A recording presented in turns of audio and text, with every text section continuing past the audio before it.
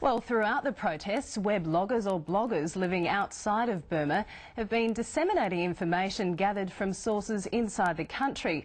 Burma's military regime cut the country's main internet link to block images and reports of violence from spreading around the world, though internet services were briefly restored today. But despite the restrictions, material is still leaking out.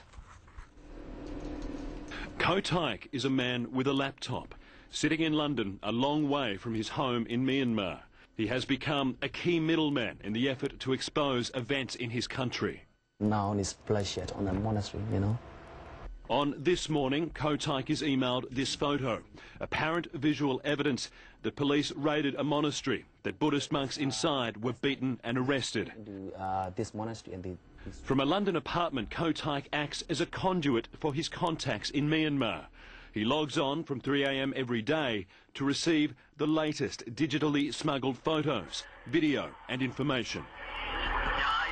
It's too dangerous for them. If they get caught, you will never know their future. Maybe just disappear, maybe in life in prison, or maybe dead. You will never know. Why do they do it? They thought that this is their duty for the country. Around 20,000 people are visiting the site every day, but maintaining it is taking its toll.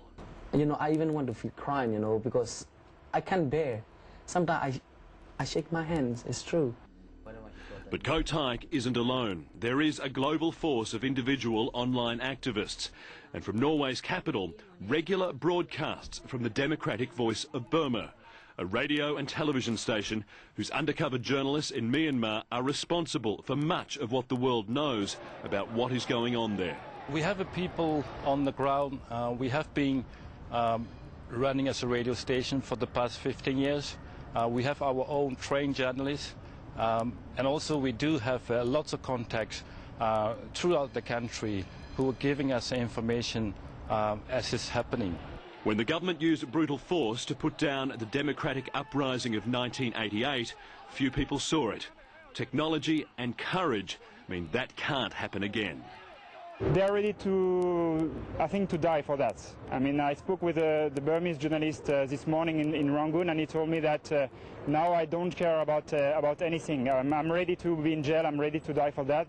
Ko Taik says he longs to be protesting on the streets with his countrymen, but he believes he can make a bigger difference at his computer. I just trying to support inside the protest, and I just trying to stop killing our people inside Burma. So if I can publish these kind of photo and these kind of news inside to the wall, so maybe they might stop a little bit. One man and a laptop fighting to change a nation. CNN's Phil Black there with that report.